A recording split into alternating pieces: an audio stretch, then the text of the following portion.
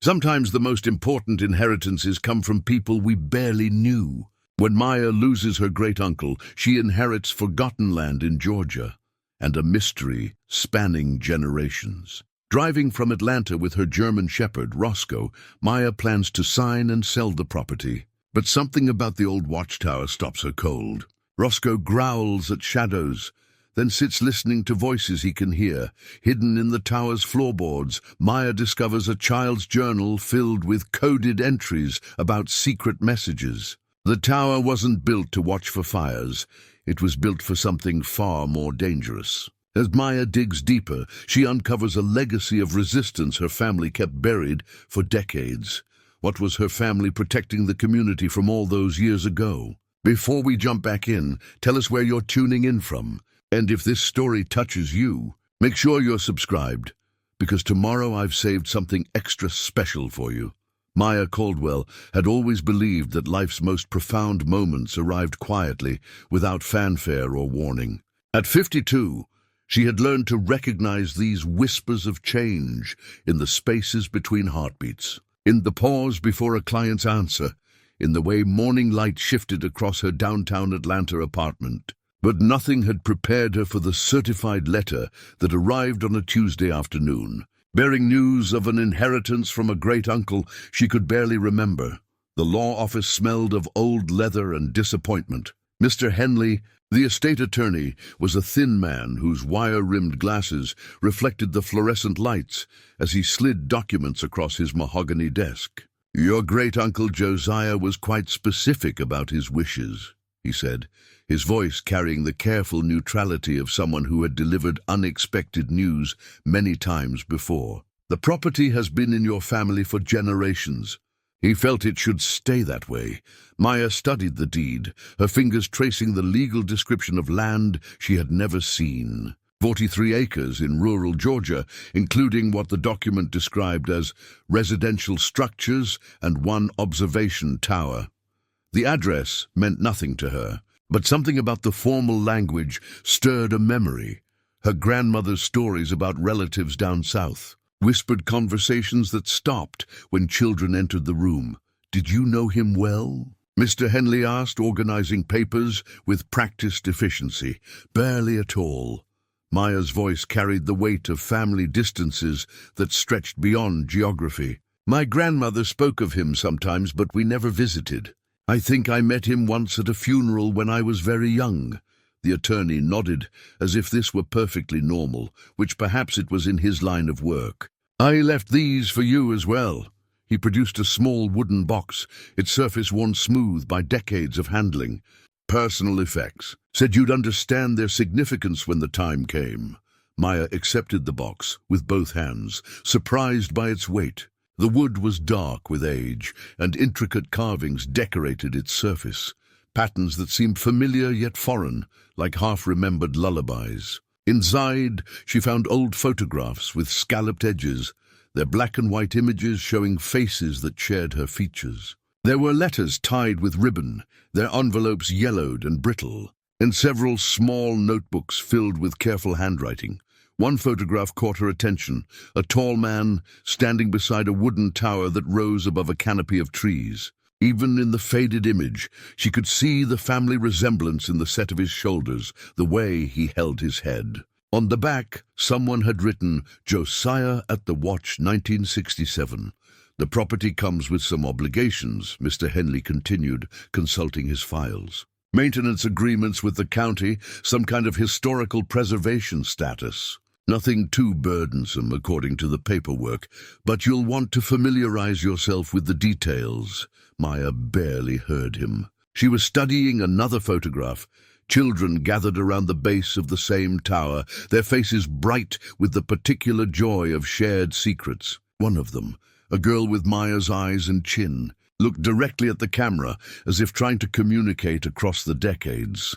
The drive home to her midtown apartment took her through Atlanta's familiar rhythms, the stop-and-go dance of evening traffic, the skyline's glass and steel reaching toward clouds that promised rain. Her consulting firm's latest project waited in her briefcase, a corporate restructuring that would eliminate jobs and increase efficiency.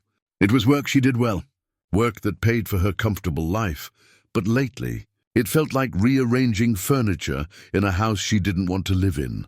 Roscoe greeted her at the door with his usual enthusiasm. 90 pounds of German Shepherd, whose tail could clear a coffee table in 2 sweeps. She had adopted him 3 years ago from a police department that retired him after a training injury left him with a slight limp. The official reason was his reduced mobility, but Maya suspected there was more to the story. Roscoe was too intelligent, too focused for a simple retirement. Sometimes she caught him watching shadows that weren't there, listening to sounds she couldn't hear. "What do you think, boy?" she asked, showing him the photographs. "Want to take a road trip?" Roscoe tilted his head with the serious consideration he brought to all important matters. His dark eyes studied the images as if he could understand their significance, and Maya had learned not to dismiss his instincts. He had guided her away from dangerous neighborhoods, refused to enter buildings that later had problems, and somehow always knew when she needed comfort before she realized it herself. That evening, she called her supervisor to request personal leave. Janet Kowalski had been Maya's boss for 6 years, long enough to know that Maya didn't make impulsive requests. "How long are we talking?" Janet asked, her voice carrying the particular weariness of someone managing deadlines and personnel issues. "I'm not sure. A week, maybe 2. There's property I need to evaluate, some family business to sort out. The Morrison project can wait. Or you can assign it to Stevens. He's been wanting more responsibility." There was a pause, the kind that meant Janet was weighing corporate needs against employee retention. "You've got the vacation time. Just keep me posted."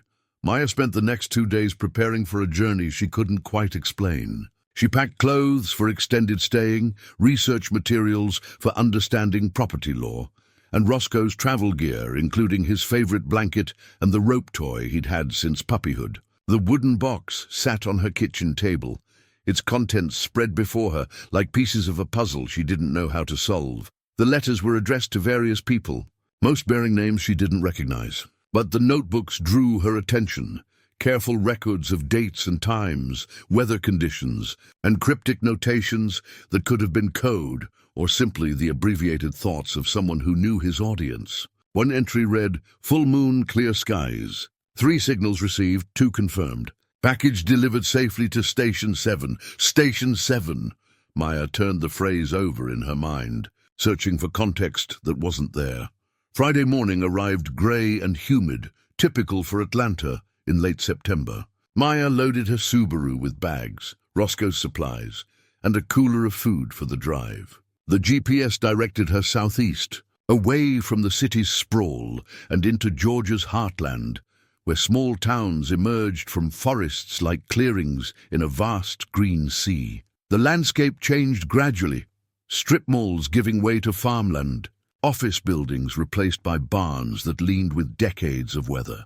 Roscoe rode shotgun, his nose pressed to the partially open window, ears alert to scents that told stories Maya could only imagine. Occasionally, he would turn to look at her, as if checking to make sure she understood the gravity of their mission. 2 hours south of Atlanta, she stopped for gas in a town that consisted of 3 blocks of brick buildings, surrounding a courthouse with columns that had seen better decades. An elderly black man sitting on a bench outside the general store watched her fill her tank, his gaze lingering on her license plate, and then her face with the particular attention of someone who recognized something significant. "You heading to the Josiah place?" he asked when she went inside to pay. Maya paused, her hand on the door handle. "How did you know?" "You got the look of family. Plus, ain't nobody else goes out that way unless they got business." He stood slowly, his movements careful but dignified. "Name's Clarence. I knew your great-uncle some, good man. Kept to himself mostly, but good man. I'm Maya. I inherited the property." Clarence nodded, as if this made perfect sense. "You planning to keep it?" "I'm not sure yet. I need to see what I'm dealing with first." "Well," he adjusted his cap, a gesture that seemed to carry weight beyond the simple motion. "Some things worth keeping, even when you don't understand why. Your uncle, he understood that." The conversation stayed with Maya as she drove the final 30 miles to the property. The roads grew narrower, paved surfaces giving way to gravel that crunched under her tires like broken promises. Pine trees pressed close to the road, their branches creating a canopy that filtered the afternoon light into patterns of gold and shadow. When she finally reached the address, Maya almost drove past. A mailbox, leaning at a drunken angle, bore the faded number 347, and a dirt track disappeared into the woods beyond a rusted gate that stood permanently open. She turned carefully, feeling the car bounce over ruts that spoke of infrequent use. The track wound through trees for nearly a quarter-mile before opening into a clearing that felt suspended in time. 3 small cabins sat in a rough triangle around a central fire pit, their weathered boards grey with age but solid in construction. Gardens gone wild with volunteer plants sprawled between the buildings, and a well with a hand pump stood beside what had once been a vegetable patch. But it was the tower that drew Maya's eyes and held them. Rising 60 feet above the tree line, the wooden structure commanded the clearing like a patient sentinel. Its octagonal shape spoke of careful engineering, and a ladder built into one side led to an enclosed observation room at the top. Even from the ground, Maya could see windows facing in all directions, positioned to provide a complete view of the surrounding forest. Roscoe bounded from the car the moment she opened his door. But instead of the excited exploration she expected, he stood perfectly still in the center of the clearing. His ears were pricked forward, his body tense with the particular alertness she had learned to respect. He wasn't afraid. Roscoe didn't frighten easily, but he was listening to something beyond her perception. Maya approached the nearest cabin, its front door secured with a modern padlock that the attorney's key opened easily. Inside, she found rooms that spoke of a life lived deliberately and alone. Handmade furniture filled spaces designed for function rather than show. Books lined shelves built into the walls, their subjects ranging from local history to advanced electronics. A stone fireplace dominated one wall, its mantel displaying photographs that showed the clearing through different seasons and decades. But it was the kitchen table that drew her attention. Someone had left materials there, as if expecting her arrival. Maps of the local area, marked with symbols she didn't recognize. Technical manuals for radio equipment, and a leather-bound logbook that bore yesterday's date in careful handwriting. M. Caldwell expected. Prepare for transition, Maya's breath caught. Someone had known she was coming. Someone had been here recently preparing for her arrival. She looked out the window toward the tower, where Roscoe now sat at its base, still as a statue, still listening to voices only he could hear. The shadows were growing longer, and the September air carried the first hint of autumn's coming change. Maya stood in her great-uncle's kitchen, surrounded by evidence of a life she didn't understand, holding keys to mysteries she hadn't known existed. Tomorrow, she would climb that tower and begin to uncover what Josiah had spent a lifetime protecting. Tonight, she would read his journals and try to understand why a man she barely knew had entrusted her with something important enough to require a watchman. Outside, Roscoe remained at his post, a faithful guardian already understanding his role in whatever was about to unfold. Maya woke to the sound of Roscoe's low whining, a sound she had learned meant something deserved immediate attention. Dawn light filtered through unfamiliar windows, and for a moment she couldn't remember where she was. Then the events of the previous day returned. The inheritance, the drive, the mysterious preparations someone had made for her arrival. She had spent the night in Josiah's cabin, sleeping on a surprisingly comfortable bed that suggested her great-uncle had planned for visitors. The logbook on the kitchen table haunted her thoughts. Who had written yesterday's entry? Who knew she was coming when she hadn't decided to make the trip until 3 days ago? Roscoe stood at the front door, his tail stiff, ears forward. When Maya opened the door, he padded directly to the base of the watchtower and sat, looking up at the observation room with the focused intensity of a soldier awaiting orders. "What is it, boy?" Maya asked, following his gaze. The tower looked different in morning light, older somehow, more significant. The ladder rungs showed wear from decades of use, and the wood bore the particular patina that came from hands climbing the same path countless times. A metal box mounted near the base held modern electrical connections, suggesting the tower still served some functional purpose. Maya tested the first rung, finding it solid despite its age. The climb was longer than it appeared from the ground, each step carrying her higher above the tree canopy until the cabins below looked like toys arranged in a child's play set. Her corporate job required regular gym sessions, but this kind of physical exertion reminded her that fitness had practical applications beyond fitting into business attire. The observation room at the top was larger than expected, perhaps 8 feet across with windows facing every direction. A built-in bench ran along the walls, positioned to allow someone to keep watch in any direction without standing. Maps covered one wall, marked with colored pins and notations in multiple handwritings spanning decades. Radio equipment occupied a corner table, not the simple CB radio Maya expected, but sophisticated communications gear that looked professionally maintained. But it was the loose floorboard that captured her attention. Roscoe's whining had grown more insistent during her climb, and now she could see why. One board near the center of the room sat slightly higher than its neighbors, creating a small ridge that caught shadows differently. Maya pried at the board with her fingers until it lifted free, revealing a cavity beneath. Inside, wrapped in oiled cloth, lay a small journal bound in cracked leather. Her hands trembled slightly as she opened it, revealing pages covered in a child's careful handwriting. The first entry was dated July 15th, 1962. "Granddaddy says I'm old enough now to help with the watching. Tonight, he showed me how to light the signal lamp and count the flashes. 3 short, 2 long means all clear. 5 long means danger coming." Maya sank onto the bench, the journal open in her lap.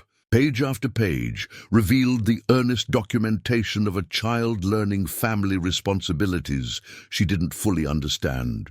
The young writer, whose name was given as Jessie, recorded weather conditions, signal exchanges, and cryptic references to packages and stations that clearly meant more than their simple descriptions suggested. August 3rd, 1962. 2 families came through last night. Mama made extra cornbread, and Granddaddy stayed up in the tower until they reached Station 5. He said they were going to better places, but they looked scared. I helped carry water jugs to the path. Maya's breath caught. Station 5. The same kind of reference she had seen in Josiah's notebooks. But 1962, that was during the height of the civil rights movement.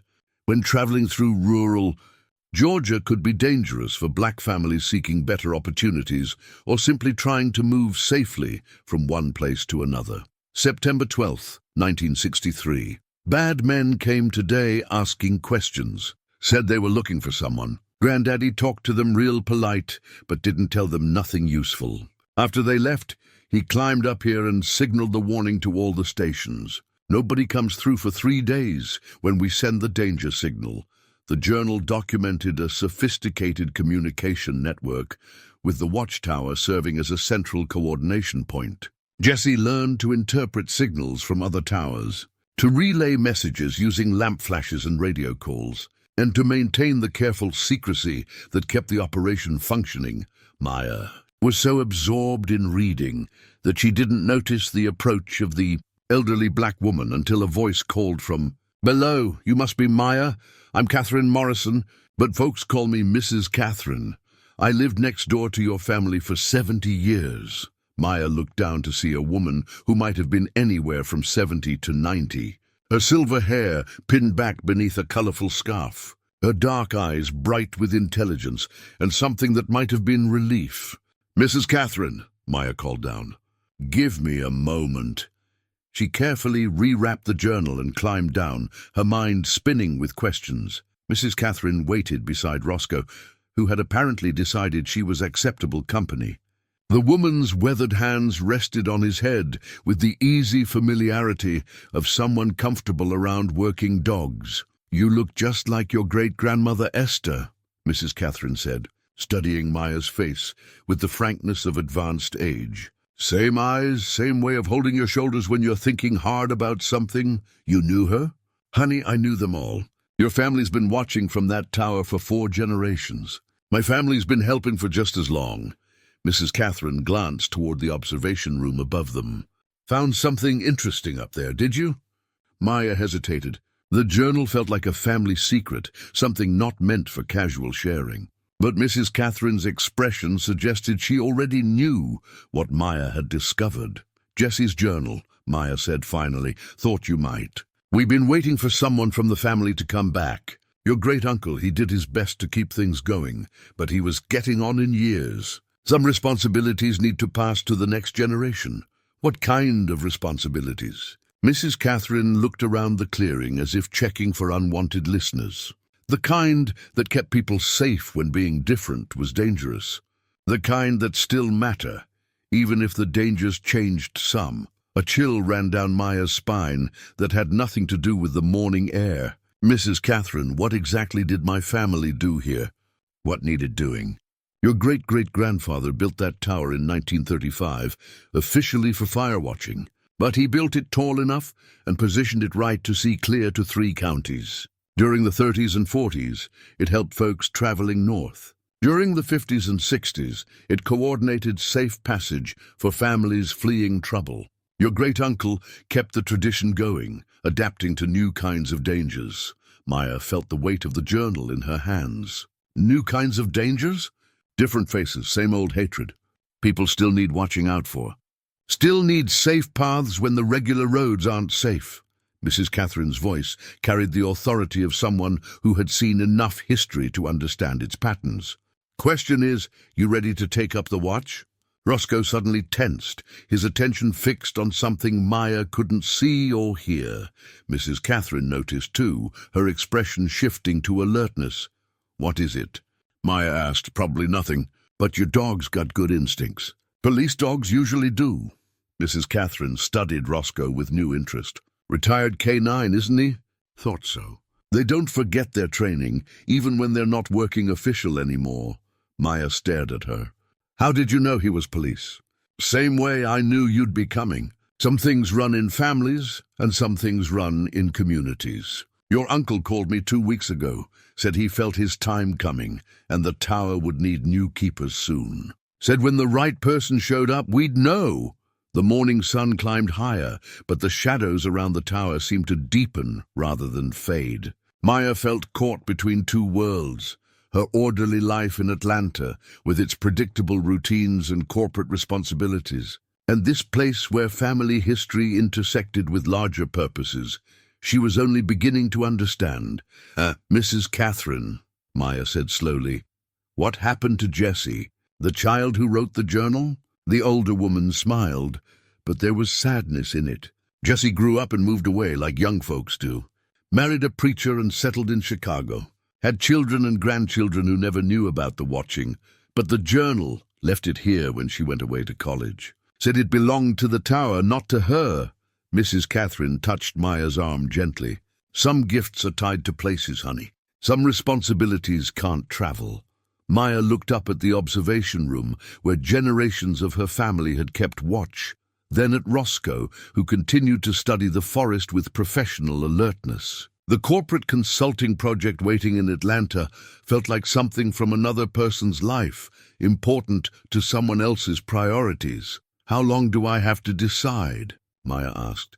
Time moves different here, Mrs. Catherine said. But some decisions make themselves once you understand what's at stake. Your dog seems to have already chosen. Indeed, Roscoe had positioned himself at the base of the tower as if he belonged there, as if he understood his role in whatever was about to unfold. Maya thought about the entry in Josiah's logbook, Miss Caldwell expected, prepare for transition, and realized that some choices had been made before she arrived, by forces larger than her individual will. The journal in her hands contained the beginning of a story she was apparently meant to continue. The question was whether she had the courage to climb back up that tower and signal her readiness to take up the watch. Maya spent the rest of the morning reading Jessie's journal from beginning to end. each entry revealing more details about the network her family had operated. The child's voice grew more confident over the months documented, evolving from uncertain helper to capable operator who understood the gravity of the work. October 15th, 1963. Granddaddy taught me the oil mixture today. Special blend that burns clean and bright for the long signals. He says each tower has its own oil, made from plants that grow nearby, so the light has a different color when it burns. Ours burns blue-white because of the pine sap Grandmama adds. Maya looked around the observation room with new eyes, searching for evidence of the signaling equipment Jessie described. In a corner she hadn't thoroughly explored, she found a wooden chest that opened to reveal an antique brass lantern, its surfaces polished to a warm glow despite its age. Beside it sat a mason jar filled with dark oil that seemed to shimmer with an inner light. She lifted the lantern carefully, surprised by its weight and the intricate craftsmanship of its construction. Unlike modern camping lanterns, this one was designed for precision work. Adjustable reflectors could focus the light in specific directions, and a system of shutters allowed for controlled flashing. Someone had maintained it meticulously. The wick looked recently trimmed, and the brass showed no signs of corrosion. A folded paper tucked into the chest contained detailed instructions in Josiah's careful handwriting. Signal protocols for Station 1, primary. 3 short flashes, all clear normal operations. 5 long flashes. Danger approaching, initiate lockdown. 2 short, 3 long, 2 short, package in transit, prepare assistance. 7 rapid flashes. Emergency, all stations respond. Maya counted over a dozen different signal combinations, each with specific meanings that transformed simple light patterns into a sophisticated communication system. The complexity suggested years of development and refinement, a language created by necessity and perfected through use. Roscoe's presence drew her attention to the window facing southeast. He stood rigid, his focus fixed on something in the distance. Maya followed his gaze, but saw only trees and the hint of a road winding through the forest. But as she watched, she became aware of something else, a sound barely at the edge of hearing, like voices carried on wind that should have been too distant to reach. She opened the window and leaned out, listening. The voices became clearer, though she couldn't make out words. They seemed to be calling instructions, coordinating activities, discussing plans with the urgency of people working against time. But when she scanned the forest below, she saw no signs of human activity. "Do you hear that?" she asked Roscoe, who whined softly in response.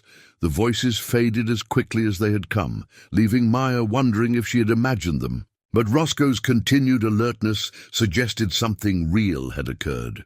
Something requiring the attention of a dog trained to detect threats and unusual activities. That afternoon, Maya drove to the county seat to research the area's history. The library was a small brick building that served 3 townships, its local history section consisting of 2 modest shelves and a collection of old newspapers preserved on microfilm. The librarian, a woman named Helen who appeared to be in her 60s, greeted Maya with the particular interest small communities showed toward strangers. "You're staying out of the Josiah place," Helen said. Not a question, but a statement delivered with the confidence of someone who knew everyone's business. "How are you finding it?" "Interesting," Maya replied carefully. "I'm trying to learn more about the area's history, particularly around the civil rights era." Helen's expression grew thoughtful. "That's a complicated time around here. Not everyone likes talking about it, even now." She paused, studying Maya's face. "But you got a legitimate reason for asking, I suppose." "Family history. My great-uncle left some records I'm trying to understand." "Records." Helen repeated the word as if it carried special weight. "Well, I can show you what we have in the public collection. But the most interesting stories from that time, they don't always make it into official documents." The newspaper archives revealed a pattern that aligned disturbingly with the dates in Jessie's journal. Articles about missing persons, reports of travelers who disappeared between towns, and carefully worded warnings about outside agitators created a picture of systematic intimidation and violence. The July 1962 edition carried a story about 3 civil rights workers whose car was found abandoned near the county line. They were never located. Maya cross-referenced the date with Jessie's journal and found an entry that made her hands tremble. Bad night. Granddaddy kept the danger signal burning until dawn. Heard cars on the back roads past midnight. Mrs. Catherine says her cousin's family made it to Station 7, but it was close. Granddaddy looks tired. Says we saved who we could. The outside agitators were often families seeking safe passage to communities where they could find work, education, or simply live without fear. The Watchtower network had provided coordination for an underground railroad that helped people navigate hostile territory during one of the region's most dangerous periods. Helen watched Maya read with the attention of someone evaluating whether to share additional information. Finally, she disappeared into a back office and returned with a cardboard box marked "Local Families Donated Materials." "This came from the Morrison family," Helen said quietly. "Catherine's grandmother kept records too. Thought you might find it useful." Inside the box, Maya found photographs, letters, and a hand-drawn map that showed the locations of what the creator labeled safe stations. Station 1 was marked at the exact location of Josiah's Watchtower. Stations 2 through 9 formed a network extending across 3 counties, each positioned to provide visual contact with neighboring stations. The map also showed danger zones, areas marked in red where travelers needed particular caution, road checkpoints, known hostile properties, and locations where violence had occurred were all carefully documented. Someone had used this map to plan routes that kept vulnerable people away from the greatest threats. But it was a photograph from 1965 that made Maya's breath catch. The image showed a group of adults and children gathered around the base of the Watchtower. She recognized Mrs. Catherine as a young woman and a tall man who had to be Josiah in his 30s. In the center of the group stood a small girl holding a brass lantern, the same lantern Maya had found in the tower's chest. On the back of the photograph, someone had written, "Last gathering of the watch, November 1965. Network disbanded as planned. May our children never need to take up the light." Maya studied the faces of people who had risked their safety to help strangers, who had developed an intricate system of coordination and communication to protect those who couldn't protect themselves. The Watchtower wasn't just a family inheritance. It was a monument to collective courage and community responsibility. As she drove back to the property, Maya's phone rang. Janet from the office, calling to check on her progress and remind her about upcoming project deadlines. The conversation felt surreal, like trying to discuss mundane office politics while standing at the edge of an ancient forest. "I need more time," Maya told her supervisor. "There's more to sort out here than I expected." "How much more time?" Maya looked ahead to where the road curved toward the Watchtower, its wooden frame visible above the tree line. "I'm not sure yet. This isn't just about property. It's about understanding something important." When she ended the call, Maya realized she had just chosen the inheritance over the career that had defined her adult life. The decision surprised her with its clarity and lack of regret. Roscoe was waiting at the tower's base when she returned, his attention focused upward. As evening approached, the forest sounds changed, birds settling for the night, small animals beginning their nocturnal activities, and underneath it all, the whisper of voices that seemed to carry stories from decades past. Maya climbed to the observation room and lit the antique lantern for the first time. The oil burned with the blue-white flame Jessie had described, casting steady light through windows that faced in all directions. She had no one to signal and no specific message to send, but somehow the simple act of lighting the lamp felt like accepting a responsibility that had been waiting for her to claim it. Below, Roscoe settled into a watchful position that suggested he understood the significance of the moment. Whatever her family had been protecting, whatever network they had helped coordinate, it had found new guardians willing, to learn its requirements and honor its traditions. Mrs. Catherine arrived the next morning carrying a covered dish and wearing the expression of someone with important information to share. Maya met her at the door of Josiah's cabin, where the smell of fresh cornbread made her realize she hadn't eaten a proper meal since arriving. Figured you might be getting tired of whatever city food you brought, Mrs. Catherine said, setting the dish on the kitchen table beside Josiah's maps and notebooks. Plus, we need to talk about what you found up in that tower. They ate breakfast while Mrs. Catherine filled in details that official histories had omitted. Her family had been part of the network for 3 generations, providing safe houses, supplies, and local knowledge to people who needed to travel through dangerous territory. My grandmother started it, Mrs. Catherine explained, spreading butter on warm cornbread. 1935, same year your great-great-grandfather built the tower.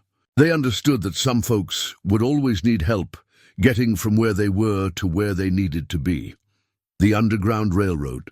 That's what history books call it, but it was more than that. Railroad suggests something official, organized from the outside. This was community folks taking care of people because it was the right thing to do. Mrs. Catherine paused, studying Maya's face. Your family, they were what you might call conductors, but not in the way most people think. Maya set down her coffee cup. What do you mean? Most conductors helped people move along established routes. Your family did something different. They created the routes, coordinated the whole network, made sure everybody stayed safe by keeping the big picture in their heads. Mrs. Catherine gestured toward the tower. That watchtower wasn't just for watching. It was for thinking, planning, making decisions that kept the whole system working. After breakfast, Mrs. Catherine led Maya to the cabin where she had spent the night. "Help me move this bookshelf," she said, indicating a heavy wooden unit against the far wall. Behind the bookshelf, someone had covered a section of wall with what appeared to be old newspaper.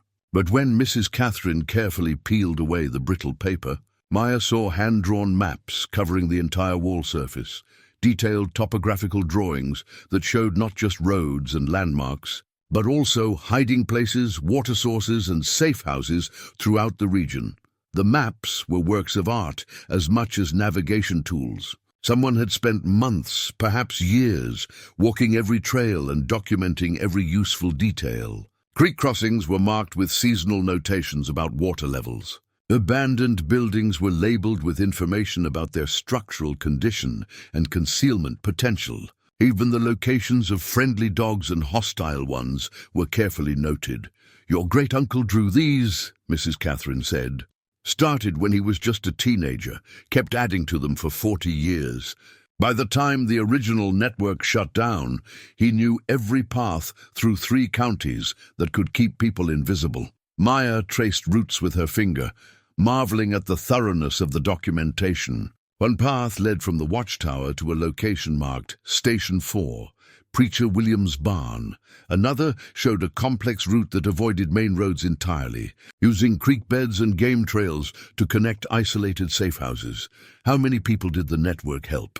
Maya asked. "Hard to say exactly. We didn't keep those kinds of records. Too dangerous if the wrong people found them. But over 30 years. Mrs. Catherine considered the question carefully. Hundreds of families, maybe thousands of individuals. People fleeing violence, seeking work, trying to get their children to better schools. Some stayed in the area once they found safety. Others kept moving toward opportunities up north. Roscoe had been exploring the area around the cabins while they talked.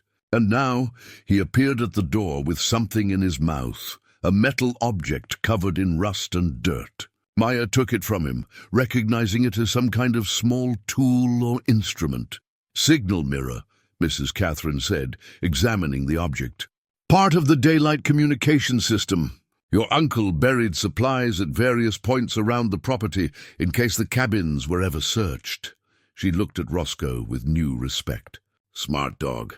He's finding them by scent." They spent the afternoon following Roscoe as he led them to buried caches around the property. Each location yielded carefully preserved items: waterproof containers holding maps, basic medical supplies, emergency food, and communication equipment.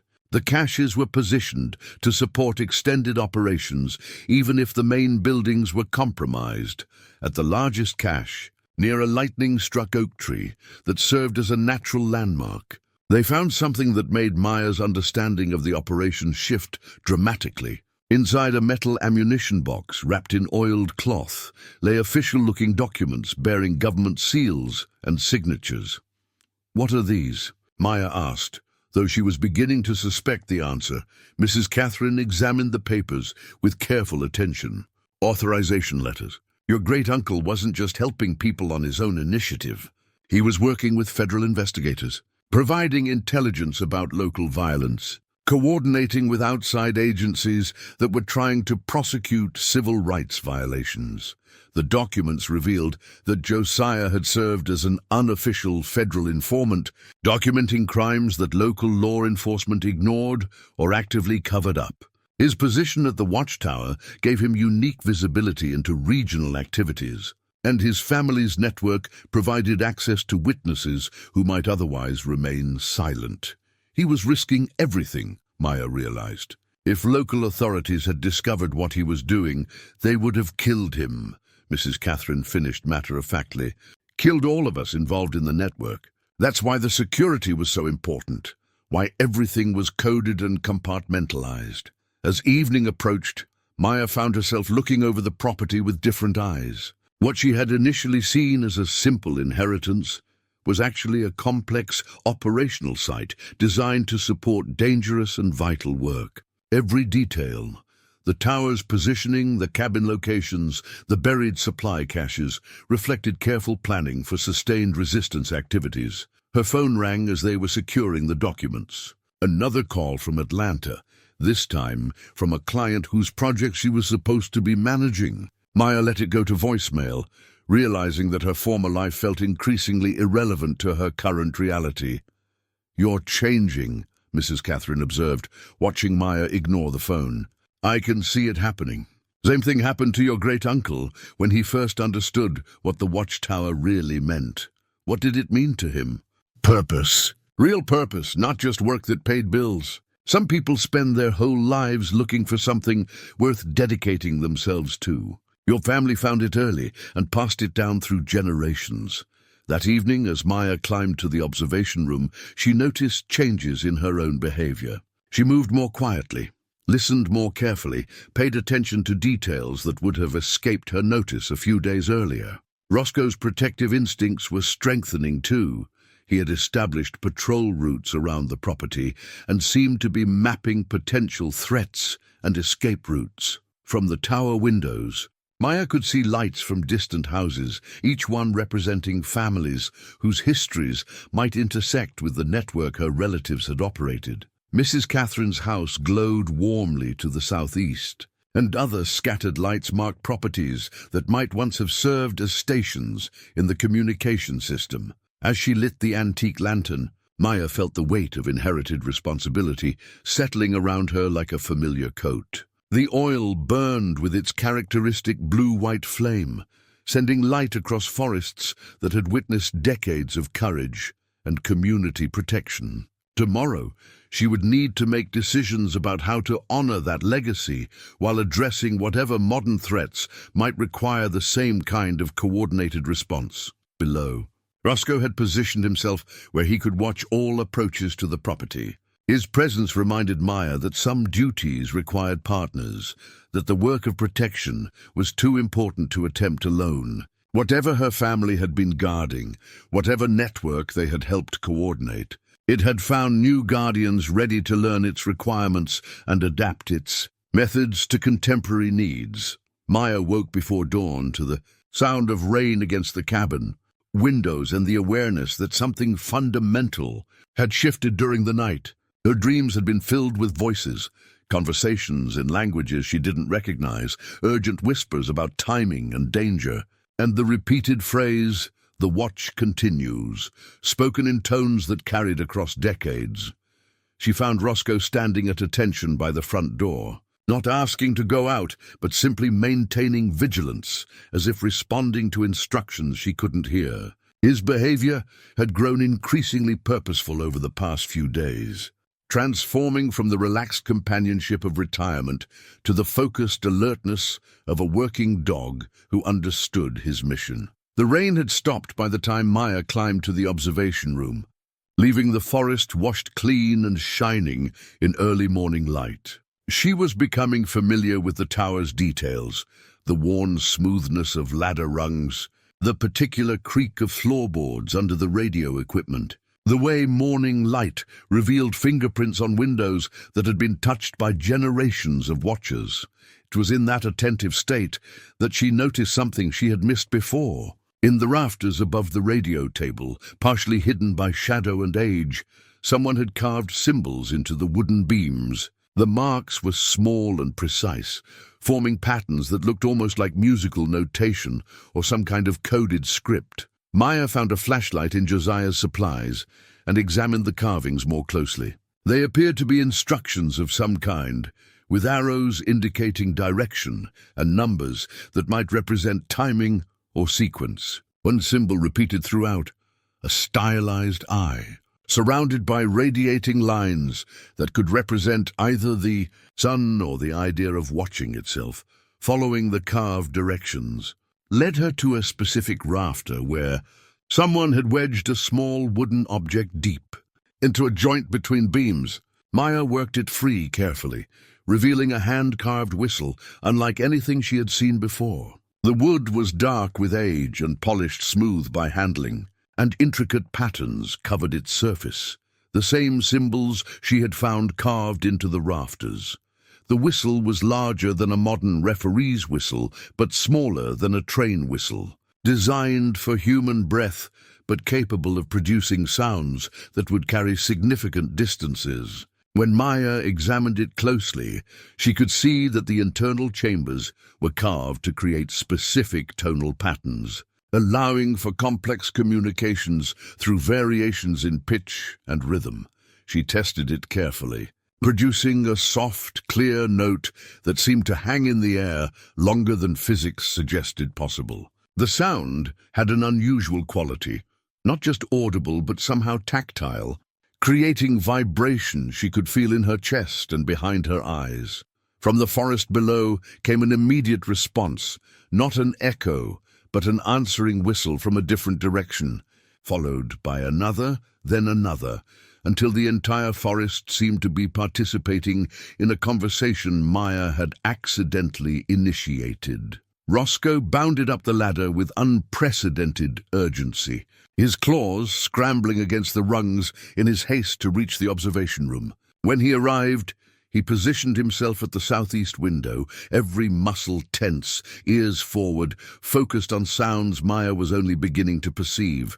The whistle responses weren't random. They followed patterns, as if the forest itself was testing Maya's knowledge of a communication system she didn't understand. Each call seemed to wait for her response before proceeding to the next level of complexity. Maya tried reproducing the simple pattern she had heard, 3 short blasts, followed by 2 long ones. The forest responded with a more elaborate sequence that involved multiple whistles coordinating in harmony. She was listening to a conversation between stations that shouldn't exist, operated by people who couldn't possibly be there. But as she continued to listen, the impossible began to feel natural. The whistle in her hands seemed to know what sounds to make, guiding her breath and finger placement to produce calls she had never learned. Images flashed through her mind, night scenes of people moving through the forest, lantern signals passing from tower to tower, children learning to recognize danger calls and safety confirmations. The visions came with the clarity of memory rather than imagination. She could see her great-uncle as a young man, standing where she now stood, coordinating rescue operations through combinations of whistle calls and lantern signals. She could feel the weight of responsibility he carried, the constant awareness that other people's safety depended on his attention and judgment. Most unsettling was the growing certainty that these weren't just memories. They were instructions. Each vision showed her something practical about operating the communication system, maintaining security protocols, or reading the signs that indicated trouble approaching. Someone was teaching her through direct experience, uploading decades of knowledge through her connection to the whistle and the tower.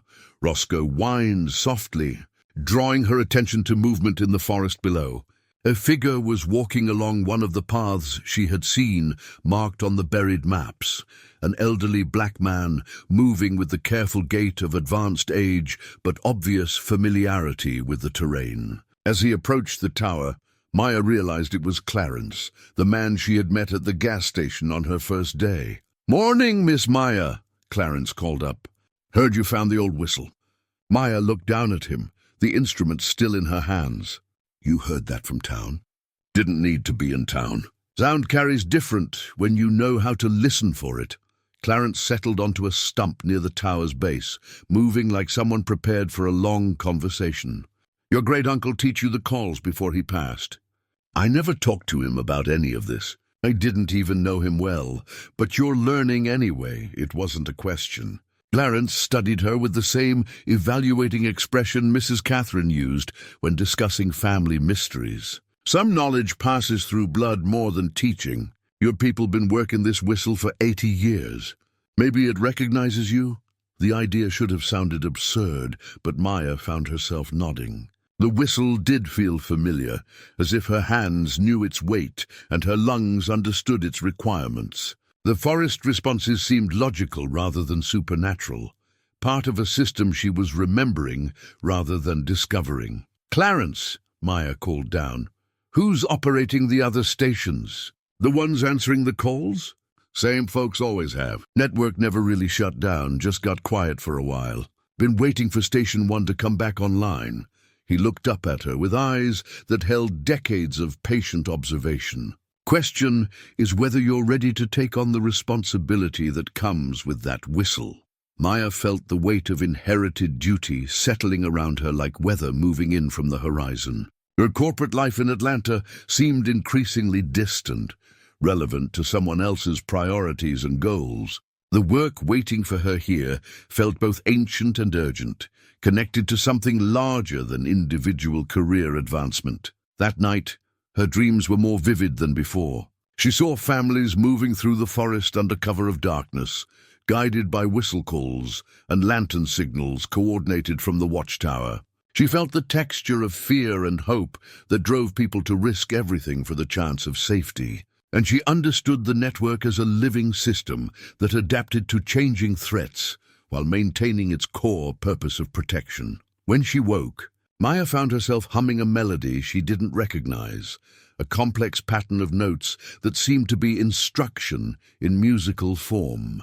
The whistle lay on the table beside her bed, and somehow she knew that when she used it again, the forest would respond not as a stranger but as family calling family. Home, Maya discovered the pressed flowers by accident while searching through Josiah's extensive library for more information about local plant life.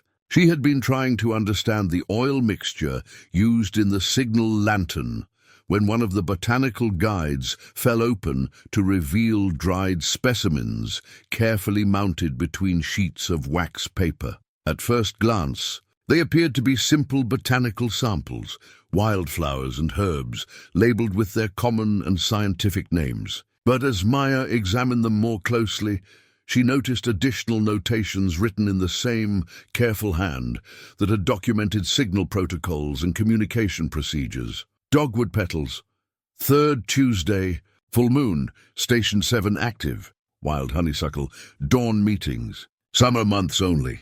Bring medical supplies. Black-eyed Susan. Emergency extraction, children involved. Coordinate with Preacher Williams. Each pressed flower corresponded to specific operational codes, creating a botanical dictionary for activities that couldn't be safely documented in plain language. The system was elegant in its simplicity.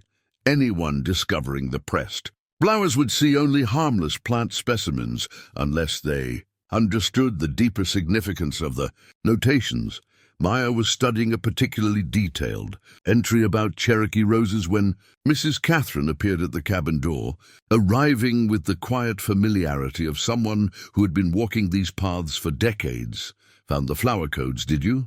Mrs. Catherine settled into one of Josiah's handmade chairs, her movements carrying the careful deliberation of age. I helped press some of those when I was about 10 years old. Your great-grandmother taught me which plants meant what. You were part of the network as a child. Honey, I was part of the network before I understood what a network was. Mrs. Catherine's voice carried the weight of lived history. My family came through here in 1943, fleeing trouble down in Alabama. I was 7 years old, scared out of my mind, didn't understand why we had to walk through forests instead of taking proper roads. Maya set the flower collection aside, giving Mrs. Catherine her full attention. This was the first time the older woman had shared personal details about her connection to the Watchtower operations. We spent 3 days moving from station to station, Mrs. Catherine continued. Your great-grandmother, that would be Esther, she met us at Station 5 with food and clean clothes. But it was the flowers that made me understand we were safe. The flowers? Cherokee roses. Esther showed me a fresh bloom and explained that when I saw those flowers at any of the stations, it meant the people there would take care of me. Said the roses were messages between the watchers, telling them when children needed special attention. Mrs. Catherine smiled at the memory. After we settled here permanently, I started helping gather and press the flowers. Felt like I was paying back the kindness. Maya understood now why the botanical codes had been so carefully maintained. In a community where literacy wasn't universal and where written records posed security risks, flowers provided a communication system that appeared innocent to outsiders while conveying essential information to network participants. Mrs. Catherine, Maya said carefully, how many stations are still active? Depends what you mean by active. People still live at most of the locations. Equipment still works at some of them. But coordinated operations? Mrs. Catherine considered the question. Been quiet for about 10 years now, since your uncle started having health troubles. Network's been waiting for new leadership before taking on serious work again. That afternoon, Maya attempted to test the network's current capabilities using the whistle protocol she was learning through dreams and instinct. From the tower's observation room, she sent out the pattern that corresponded to station check, a simple call requesting response from any active positions. The forest answered immediately. 5 different whistles responded from various directions, each with the distinctive tonal qualities that indicated proper equipment operated by people who understood the codes. The network wasn't dormant. It was simply waiting for coordination from Station 1. Roscoe's behavior had evolved dramatically over the past week. He now spent most of his time patrolling specific paths through the forest, following routes that corresponded exactly to the safe passages marked on the buried maps. His attention focused on details that had meaning beyond ordinary dog behavior. He investigated scent markers that might indicate recent human passage, tested hiding places for structural integrity, and positioned himself at observation points that provided maximum visibility of potential approach routes. Maya realized he wasn't just exploring randomly. Roscoe was conducting security assessments, evaluating the property's defensive capabilities and escape options with the systematic thoroughness of his police training. Somehow, he understood that they were preparing for active duty. Her phone rang as she was documenting the whistle responses in Josiah's logbook. Janet from the corporate office, calling with increasing frequency and mounting frustration about Maya's extended absence. Maya, I need you back here. The Morrison project is falling behind, and Stevens doesn't have your experience with restructuring protocols. Transfer the project to someone else, Maya said, surprised by the firmness in her own voice. I'm dealing with family obligations that can't be postponed. What kind of family obligations keep you away for 2 weeks? Maya looked out the tower window at forests that held secrets spanning generations, at paths that had guided people to safety during the region's most dangerous periods. How could she explain to a corporate supervisor that she was learning to operate a communication network designed to protect vulnerable populations? The kind that matter more than quarterly reports. Maya said finally. Maya, you're one of our best consultants, but there are limits to how much flexibility the company can provide. If you can't return by Monday, we'll need to discuss your future with the firm. After ending the call, Maya felt a profound sense of relief rather than anxiety. The corporate world that had defined her adult life was demanding a choice between career advancement and family responsibility. For the first time in her professional life, the choice felt obvious. That evening, Mrs. Catherine returned with photographs Maya hadn't seen before. Images of network operations from the 1960s that showed the full scope of the coordinated system. Groups of volunteers working together, families being guided along forest paths, children learning communication protocols from adults who understood the stakes involved. This is what your great-uncle dedicated his life to, Mrs. Catherine said, indicating a photograph of Josiah coordinating activities from the Watchtower. Not the romance version you see in movies, but the real work of keeping people safe when the official systems failed them. Maya studied the photographs with growing understanding. The network represented something larger than historical artifact. It was a model for community-based protection that could be adapted to address contemporary threats. Human trafficking, domestic violence, immigration enforcement, hate crimes. Vulnerable populations still needed coordinated assistance from people willing to take personal risks for collective safety. Mrs. Catherine, Maya said slowly, what kind of threats would require reactivating the network today? Same kinds that always have. People with more power hurting people with less power. Communities where official help either won't come or can't be trusted. Mrs. Catherine's expression grew serious. Your uncle spent his last years documenting modern situations that needed attention. Said the next keeper would understand when the time came. As night fell, Maya climbed to the observation room and lit the signal lantern with hands that no longer trembled with uncertainty. The blue-white flame cast steady light across forests that had witnessed decades of community courage, and she understood that she was accepting a legacy that would define the rest of her life. Below, Roscoe had taken up his evening position, alert and ready for whatever challenges their new responsibilities might bring. Tomorrow, Maya would call Janet and resign from the consulting firm. Tonight, she would begin learning the full extent of what it meant to keep the watch. Maya found the first surveillance device by following Roscoe's increasingly agitated behavior around the base of the watchtower.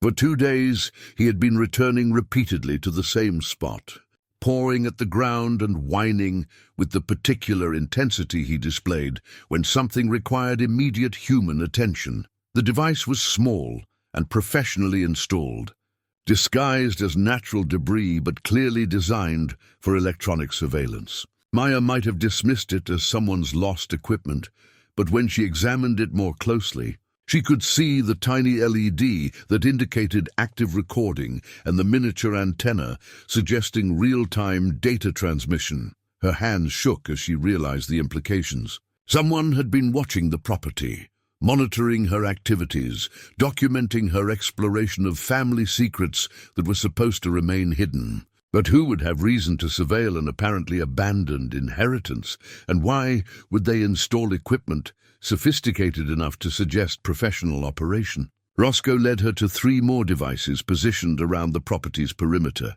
each one carefully concealed but placed to provide comprehensive coverage of all approaches to the cabins and watchtower. The surveillance network had been installed recently. The camouflage materials hadn't had time to weather naturally. Maya's first instinct was to call local law enforcement, but Mrs. Catherine's warnings about trusting official channels gave her pause. If someone was monitoring the property with professional-grade equipment, they likely had resources that exceeded what rural deputies could handle effectively. Instead, she called Mrs. Catherine, who arrived within the hour accompanied by a young black man Maya hadn't met before. He moved with the controlled alertness of military training, and his immediate focus on the surveillance devices suggested familiarity with such equipment. "This is my grandson Marcus," Mrs. Catherine said. "He does computer work for the county, but he knows about other things too, Marcus examined the devices with professional competence, using tools he produced from a well-organized kit. "Whoever planted these knows what they're doing," he said after careful inspection. "Commercial-grade surveillance, probably streaming to remote servers. Question is whether we disable them or use them to trace back to whoever's watching. You've dealt with this before?" Maya asked. "More than I'd like to admit." Marcus's expression grew serious. "Grandmama, you better tell her what's been happening around here lately." Mrs. Catherine settled heavily onto a tree stump, suddenly looking older than her years. "We've been having trouble with people disappearing. Young women mostly, some immigrants, some locals who got into bad situations. Started about 6 months ago. Disappearing how? Gone without trace. No forwarding addresses, no contact with family, no official reports filed with police." Marcus pulled up information on his phone, showing Maya a collection of photographs. "These are just the ones we know about. Could be more we haven't heard about yet." Maya studied the faces. Women ranging in age from late teens to middle 30s. Diverse backgrounds, but sharing the common vulnerability of limited resources and few people who would immediately notice their absence. "Human trafficking," Maya said, the words tasting bitter in her mouth. "Operating through this area because it's remote, not heavily patrolled, and has good transportation access to major cities," Marcus confirmed. "We've been trying to document patterns and gather evidence, but it's been difficult without proper coordination." The realization hit Maya like cold water. The Watchtower network wasn't just historical artifact. It was desperately needed infrastructure for addressing threats that official systems couldn't or wouldn't handle effectively. The surveillance devices on her property suggested the trafficking operation knew about the Watchtower's potential for coordination and communication. "Marcus," Maya said slowly, "what kind of computer work do you do for the county?" "Information systems, mostly. But I also do freelance security consulting." He looked at his grandmother, who nodded encouragingly. "I've been trying to track the trafficking operation through digital footprints. But I need better physical intelligence about their routes and timing. The kind of intelligence a Watchtower network could provide." "Exactly. But we've been waiting for Station 1 to come back online before attempting coordinated operations." Mrs. Catherine stood and looked toward the tower. "Your great-uncle spent his last 2 years documenting what he could about the modern trafficking.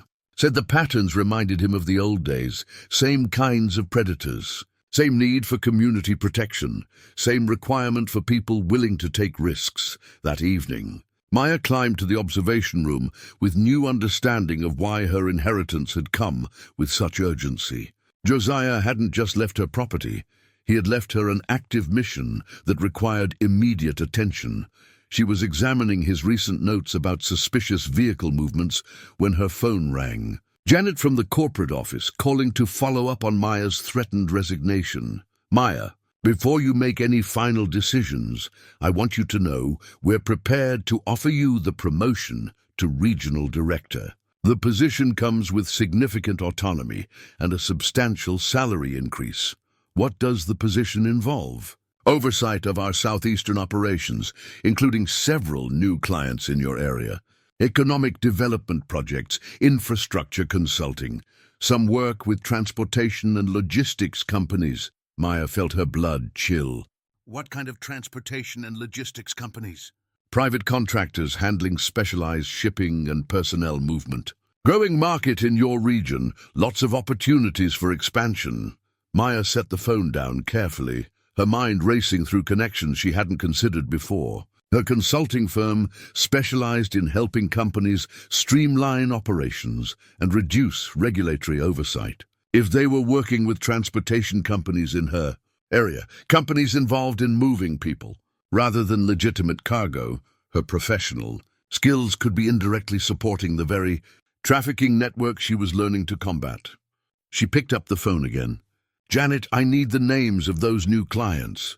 That's confidential information until you accept the position. I need to know now. There may be conflicts of interest I need to evaluate." "Maya, you're being overly cautious. These are legitimate businesses seeking efficiency consulting."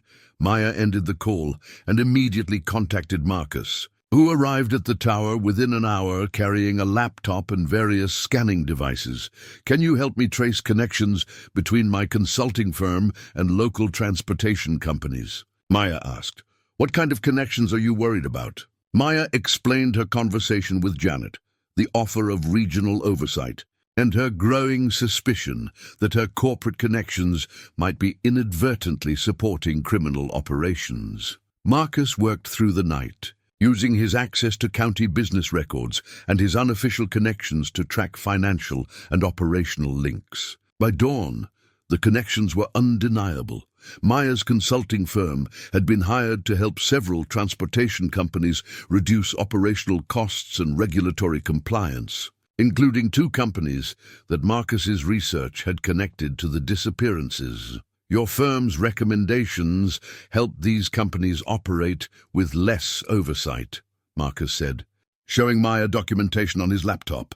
Streamlined reporting requirements, reduced documentation, minimized interaction with federal transportation monitors.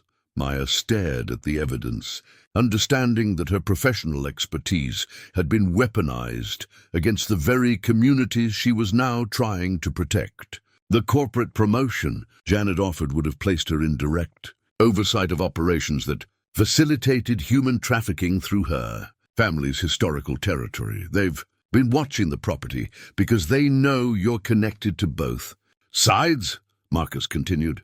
Your corporate position gives you access to their operations, and your family inheritance gives you access to opposition capabilities.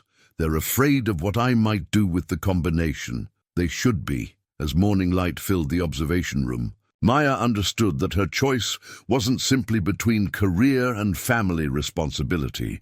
It was between complicity and resistance, between supporting systems that harmed vulnerable people and dedicating herself to protecting them. Roscoe appeared at the top of the ladder, having mastered the climb through determination and necessity. He settled beside Maya with the solid presence of a partner ready for serious work. His eyes focused on the forest, where people still needed the kind of protection her family had provided for generations. Maya picked up Josiah's logbook and wrote her first entry as the new keeper of Station 1. Surveillance detected and documented. Network reactivation in progress. Marcus Morrison, designated communications specialist. Mission parameters: counter human trafficking operations through coordinated community protection. Authorization: family tradition and moral necessity. The plot twist wasn't just that the network was still needed, it was that Maya's former life had been unknowingly supporting the very threats her family heritage was designed to combat. Now she understood why the inheritance had come with such urgency, and why Roscoe's police training was more relevant than she had initially realized. Tomorrow, they would begin dismantling one network while rebuilding another. Maya discovered the emergency radio system while searching for additional communication equipment in the tower's most inaccessible corner. Hidden behind a false panel that required specific knowledge to open, the radio setup was far more sophisticated than anything she had found in Josiah's other equipment. The system included multiple frequency capabilities, encryption settings, and connections to what appeared to be a network of repeaters positioned throughout the region. When Marcus examined the equipment, his expression shifted from curiosity to professional amazement. "This isn't just a radio," he said, tracing connections between various components. "This is a command and control system designed for coordinating complex operations across significant geographic area." Maya powered up the system using instructions she found in Josiah's careful handwriting. As the equipment initialized, voices began emerging from speakers, coded conversations between people who clearly understood they were participating in ongoing resistance activities. Station 7 to base. Package delivery successful. 3 individuals now secure at Safe House designation Bravo. Base confirms. Weather clear for morning movement to Station 4. Preacher Williams expects arrival before dawn. Maya and Marcus exchanged glances. The network had never actually shut down.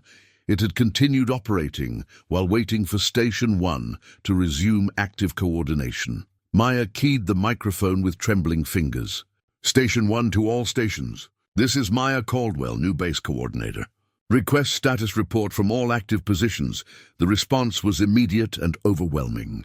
7 different stations reported current operational status, available resources, and intelligence about trafficking activities in their areas. The network had been documenting patterns, gathering evidence, and providing limited assistance to vulnerable individuals for months, while hoping for restored central coordination. Station 4 reports unusual vehicle activity on back roads between midnight and dawn. 3 nights per week, came one report.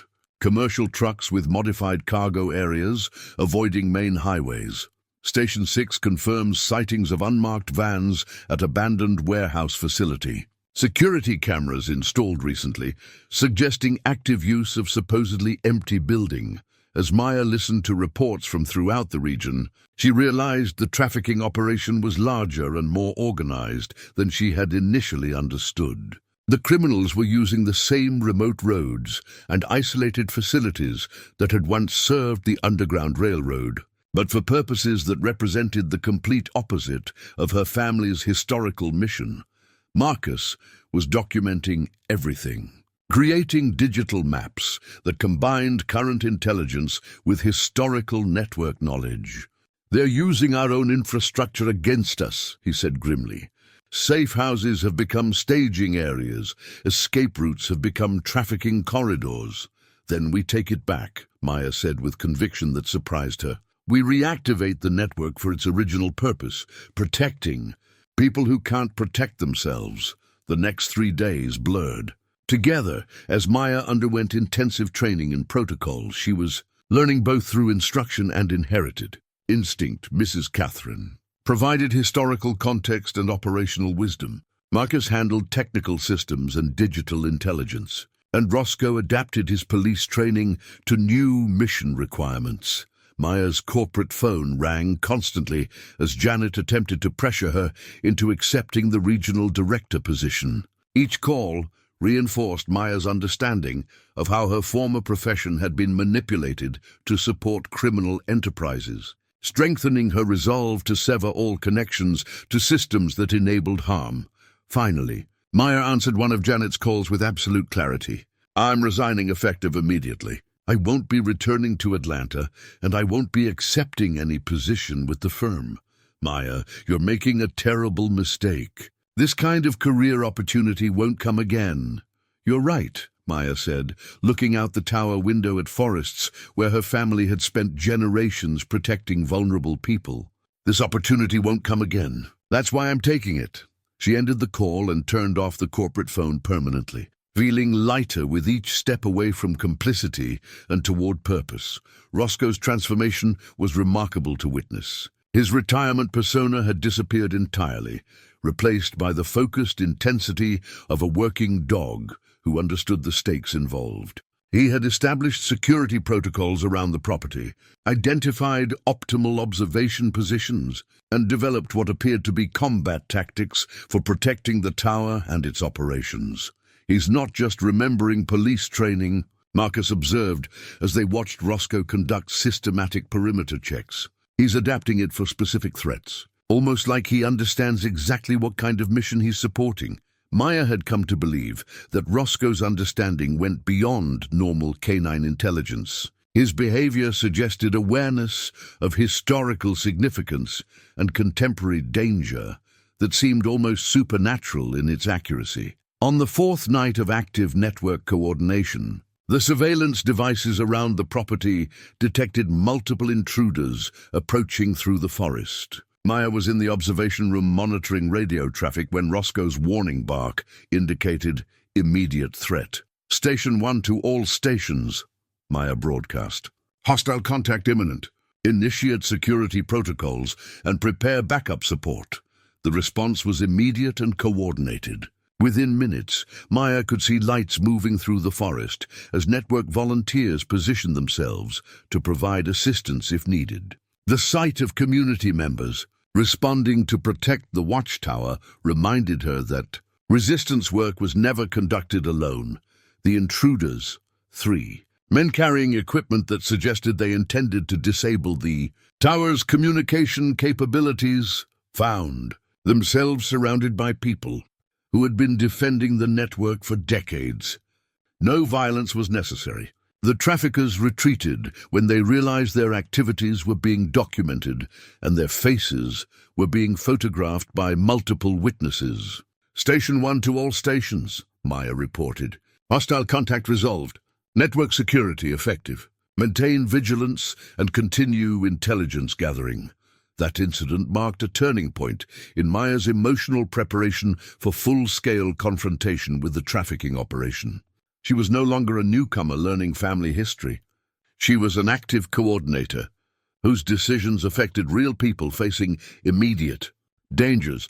Marcus had identified patterns in the trafficking schedule that suggested a major movement operation planned for the following week. Multiple sources reported unusual activity levels, increased security at abandoned facilities, and communications traffic indicating preparation for significant cargo transport.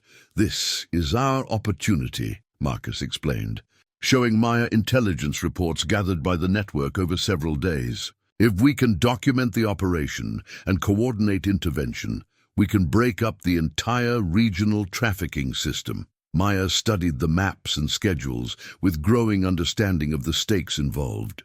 Success would protect countless future victims and demonstrate that community-based resistance could effectively counter organized criminal operations. Failure would likely result in the network's exposure and elimination, along with serious harm to people who had trusted her leadership. "What kind of intervention are we talking about?" Maya asked.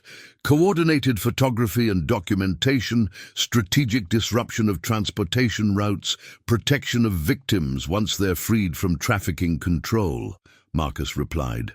"We're not vigilantes. We're community protection specialists, working with victims' consent to provide assistance official systems can't or won't offer."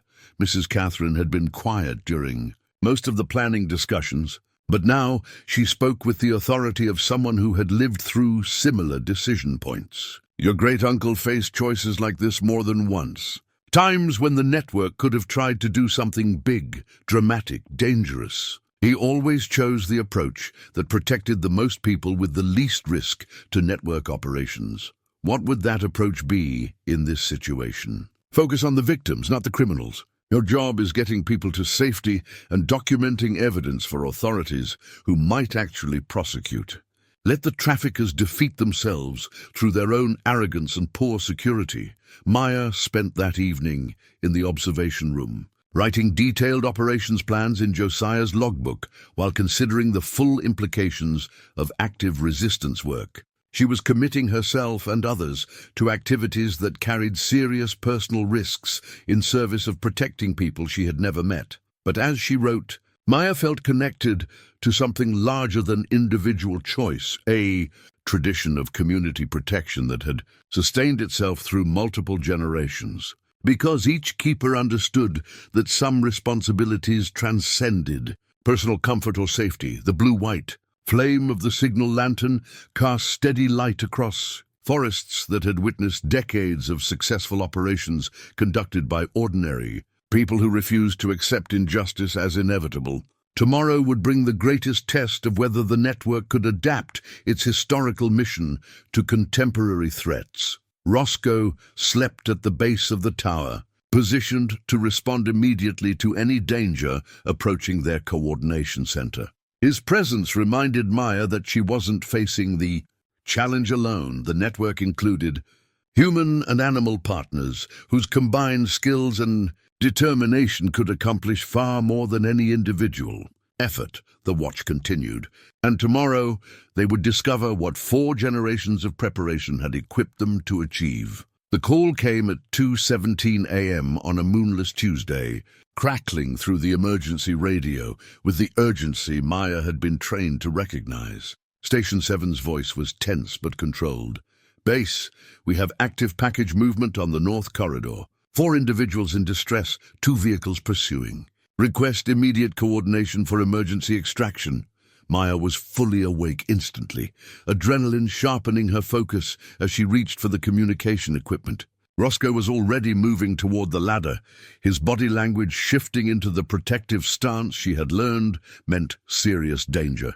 Station 7, base confirms. What's your estimated time to Station 1 perimeter? 12 minutes if they maintain current pace. Pursued vehicles are gaining. We need intervention options. Maya's mind raced through the contingency plans she had memorized over the past week.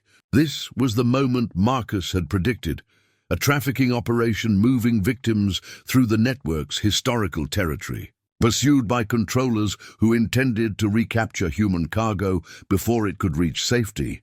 All stations. This is Base. Emergency extraction in progress.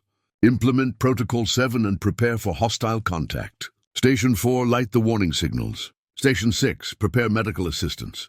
Station 3, coordinate with local contacts for law enforcement notification.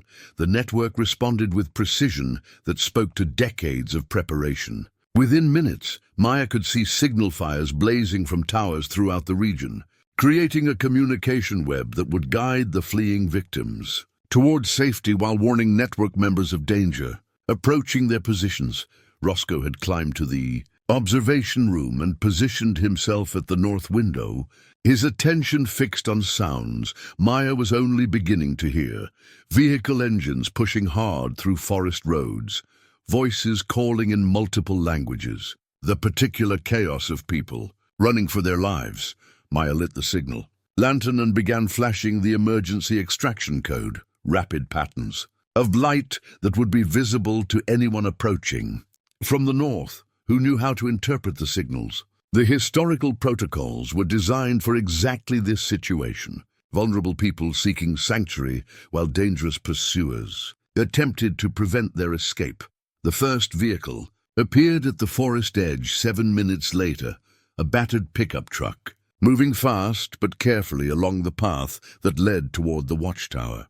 Through binoculars, Maya could see 4 figures in the truck bed. 3 women and what appeared to be a teenage girl, all showing signs of extended captivity and recent escape.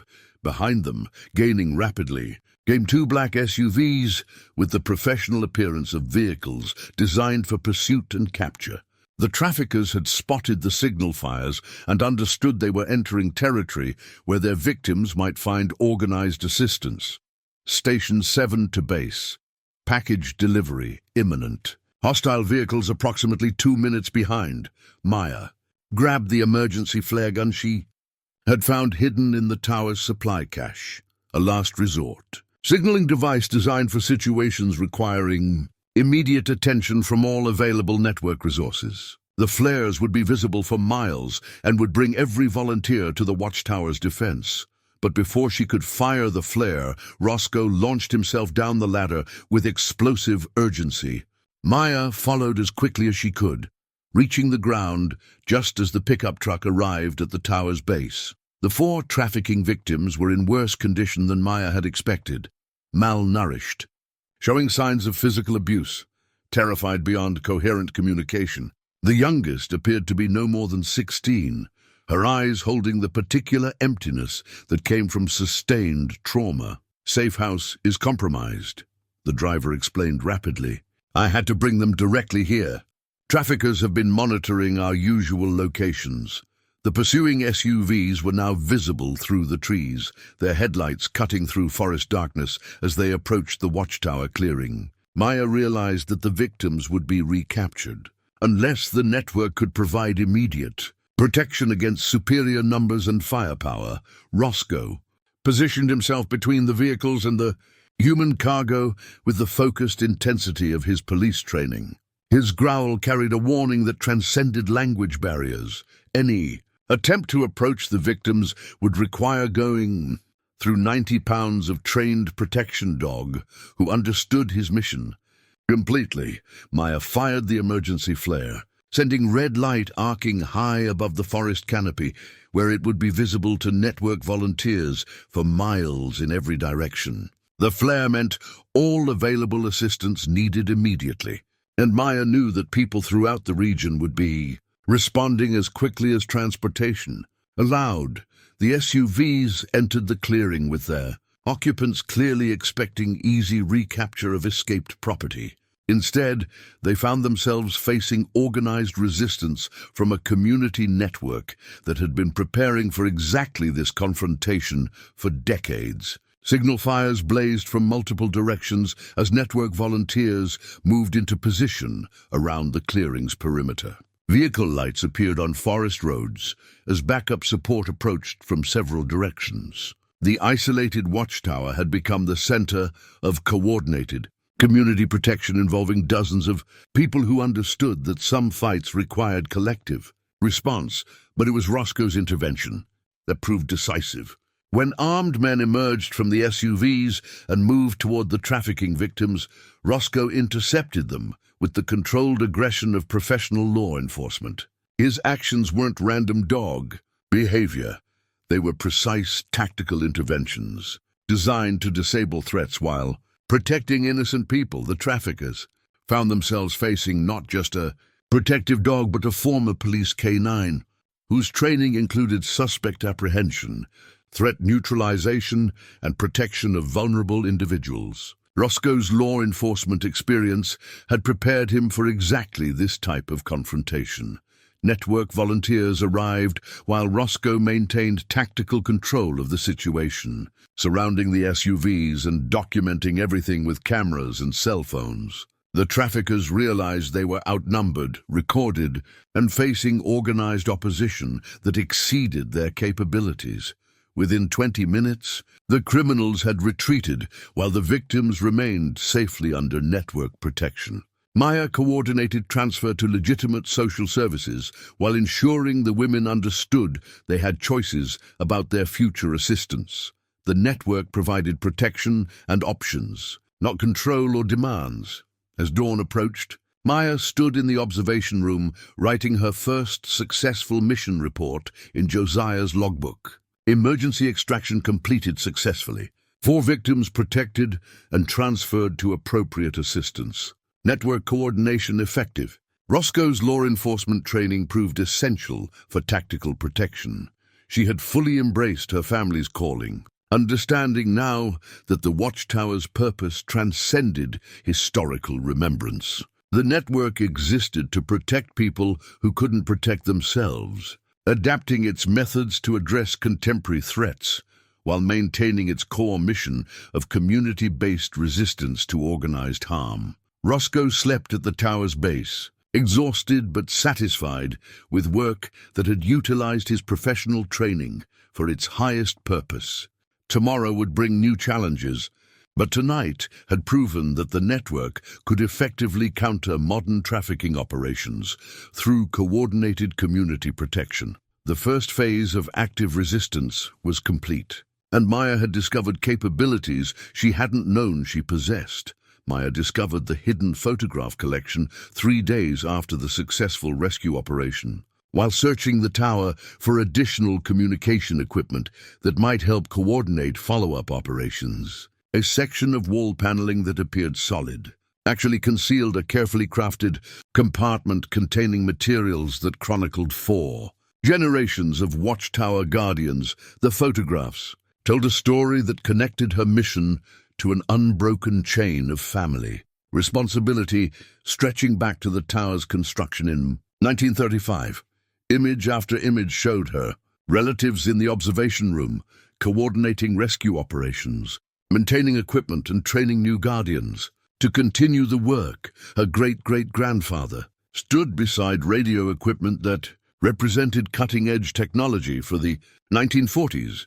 Her great-grandmother appeared in several photographs from the 1950s, often with groups of children who had clearly been guided to safety through network operations. Josiah appeared in images spanning 4 decades, growing from young volunteer to experienced coordinator to elder statesman, passing knowledge to the next generation. But it was the final photograph that made Maya's breath catch, an image taken just months before Josiah's death, showing him in the observation room with a handwritten sign that read, "Waiting for Maya, network ready for transition." He had known she was coming, Somehow her great-uncle had understood that the inheritance would reach her exactly when the network needed new leadership to address contemporary threats. The timing wasn't coincidence, it was carefully orchestrated succession planning that took account of both family readiness and community necessity. Maya was studying the photographs when Marcus's voice crackled through the radio with urgent intensity. "Base, we have major trafficking movement detected. Multiple vehicles converging on the abandoned warehouse complex. This appears to be their largest operation yet." The traffickers were responding to their recent losses by escalating operations, attempting to move significant numbers of victims before the network could organize additional interventions. Marcus's intelligence suggested over 20 potential victims being held at the warehouse, awaiting transport to destinations throughout the southeastern region. "All stations, this is base," Maya broadcast. "Prepare for coordinated extraction operation. This is what we've been training for." The next 6 hours tested every capability the network had developed over decades of preparation. Maya coordinated activities from the Watchtower, while volunteers positioned themselves throughout the region to provide support, documentation and protection for victims once they were freed from trafficking control. Roscoe had evolved into something beyond a protection dog. He had become a tactical coordinator whose police training integrated seamlessly with the network's community-based approach. His ability to assess threats, guide people to safety, and disable dangerous individuals proved essential for operations involving multiple victims and hostile traffickers. The warehouse operation required precision timing and flawless communication between stations positioned across 3 counties. Maya found herself managing complex logistics while maintaining awareness of safety considerations that could mean the difference between successful rescue and tragic failure. But when the operation commenced, everything the network had prepared worked exactly as designed. Victims were guided to safety through escape routes that had been refined over generations. Traffickers found themselves surrounded by coordinated community response that documented their activities while protecting vulnerable people from recapture. Roscoe's contributions during the warehouse rescue were nothing short of heroic. His training allowed him to enter dangerous areas, locate victims who might otherwise remain hidden, and provide protection that enabled other network members to focus on coordination and documentation rather than personal defense. By dawn, 23 victims had been freed and transferred to appropriate assistance programs.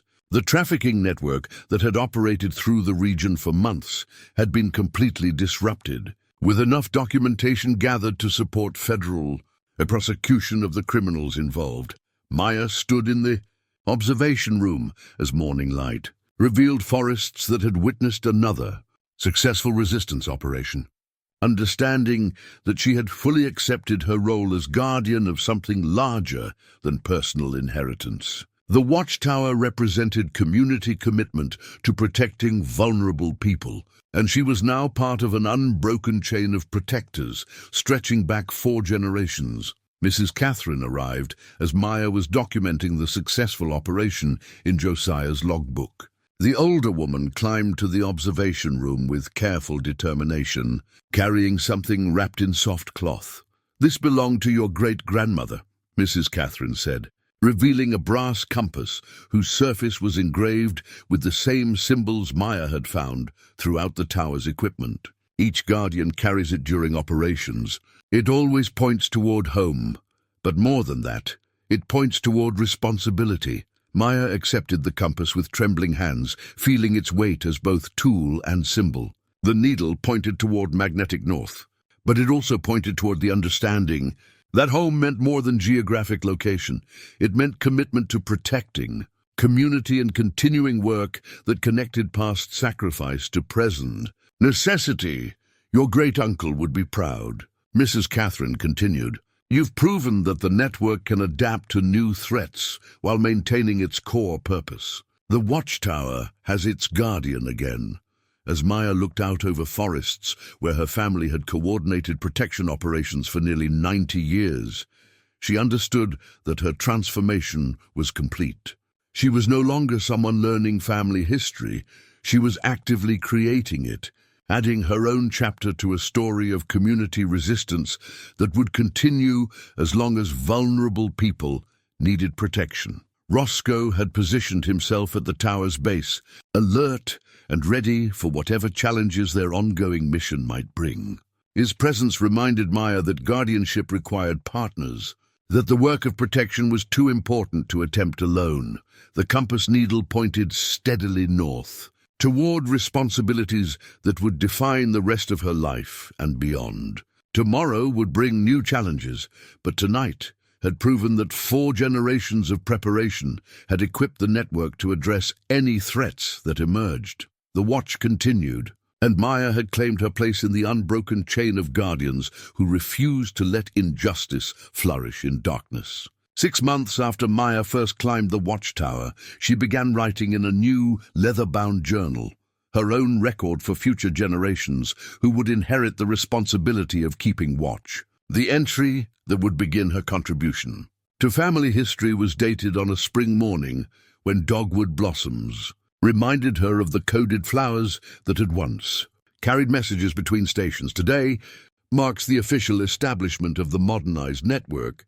Maya wrote in careful handwriting that echoed her great-uncle's precise documentation style. 27 active volunteers across 9 stations, coordinating community protection through integration of historical methods and contemporary technology. Roscoe designated as official guardian, partner and primary tactical coordinator. The Watchtower had become the headquarters for a sophisticated operation that combined the network's traditional strengths with capabilities Josiah could never have imagined.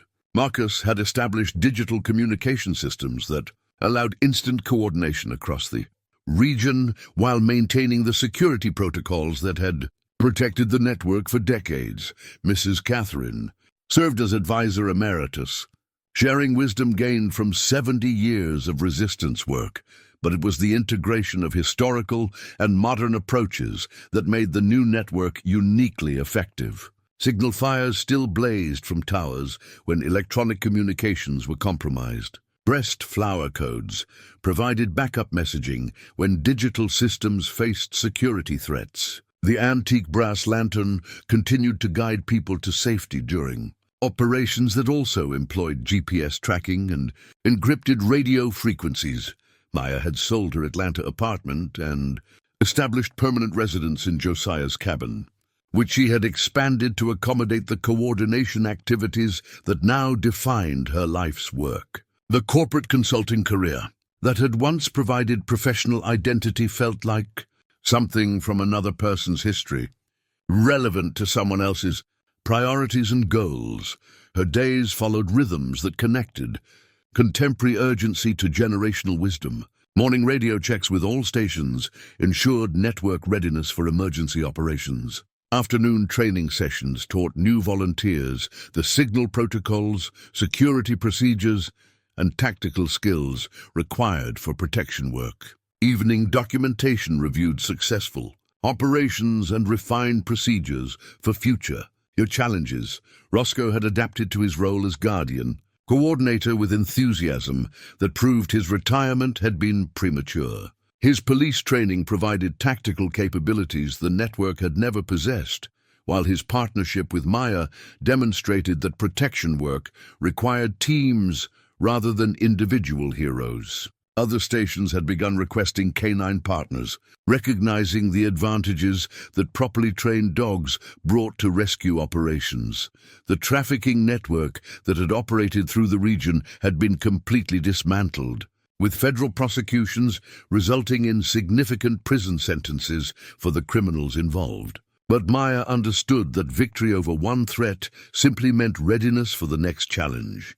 Human predators were persistent, and community protection required constant vigilance. Mrs. Catherine visited the tower regularly, often accompanied by grandchildren and great-grandchildren who were learning family traditions that connected them to something larger than individual concerns. These visits reminded Maya that the network existed to protect future generations, ensuring that children could grow up in communities where vulnerable people received assistance rather than exploitation. Your great-uncle always said the tower would know when it found the right guardian. Mrs. Catherine remarked during one spring afternoon visit, "Looking at what you've accomplished, I think the tower chose well." Maya had trained 12 new volunteers in advanced coordination protocols, ensuring that the network's capabilities would survive any individual guardian's absence. The knowledge that had once been concentrated in single family lines was now distributed among community members who understood their roles in maintaining collective protection systems. But it was the arrival of federal recognition that marked the network's transition from underground resistance to acknowledged community resource. The Department of Justice had designated the Watchtower operation as a model for community-based anti-trafficking efforts, providing funding and legal support for expanded activities. The official recognition came with responsibilities Maya was still learning to navigate. Government partnerships offered resources, but also required accountability measures that challenged the network's traditional secrecy. Balancing federal cooperation with community autonomy required diplomatic skills that hadn't been part of Josiah's guardian training. On the anniversary of her first night in the tower, Maya climbed to the observation room, carrying both Josiah's final logbook and her own new journal. The view from the windows showed forests that had witnessed nearly 9 decades of protection operations, paths that had guided countless people to safety, and communities that continued to thrive because ordinary individuals had chosen resistance over complicity. She lit the signal lantern with oil that Mrs. Catherine's granddaughter had prepared using traditional methods. Watching the blue-white flame cast steady light across landscapes that held memories of courage spanning multiple generations. The light would burn through the night, visible to anyone who needed guidance towards safety and hope. Roscoe had taken his evening position at the tower's base, alert and ready for whatever challenges darkness might bring. His presence reminded Maya that guardianship required partnership, that the work of protection was too important to attempt alone, and that some responsibilities transcended species barriers. In her new journal, Maya wrote the entry that would begin her own chapter in the family's long story. The watch continues, network operational and effective, community protected and prepared. Next guardian will inherit capabilities that previous generations could not have imagined, but also responsibilities that remain fundamentally unchanged, protecting people who cannot protect themselves, providing safety for those seeking refuge, and maintaining hope that communities can choose cooperation over exploitation. Outside, the spring night was filled with sounds of life continuing in safety. Night birds calling without fear, small animals moving through forests where dangerous humans no longer operated with impunity, and in the distance, the whistle signals that confirmed all stations remained ready for whatever challenges tomorrow might bring. Maya closed the journal and prepared for sleep, knowing that she had found her life's purpose in accepting inherited responsibility for community protection. The corporate consulting work that had once defined her professional identity seemed like preparation for this more meaningful career, analyzing systems and coordinating complex operations in service of protecting vulnerable people rather than increasing corporate profits. Tomorrow would bring new challenges, new opportunities to demonstrate that organized community resistance could effectively counter threats that official systems couldn't or wouldn't address. But tonight, the Watchtower stood ready. The network remained vigilant, and Maya had claimed her place in the unbroken chain of guardians who refused to let injustice flourish in darkness. Sometimes, the most important inheritances come from people we barely knew, carrying responsibilities we never imagined and purposes we never expected. But when the work chooses us, we discover capabilities we never knew we possessed and find meaning we never thought to seek. The tower light burned steady through the night, a beacon visible to anyone who needed guidance towards safety, hope, and home.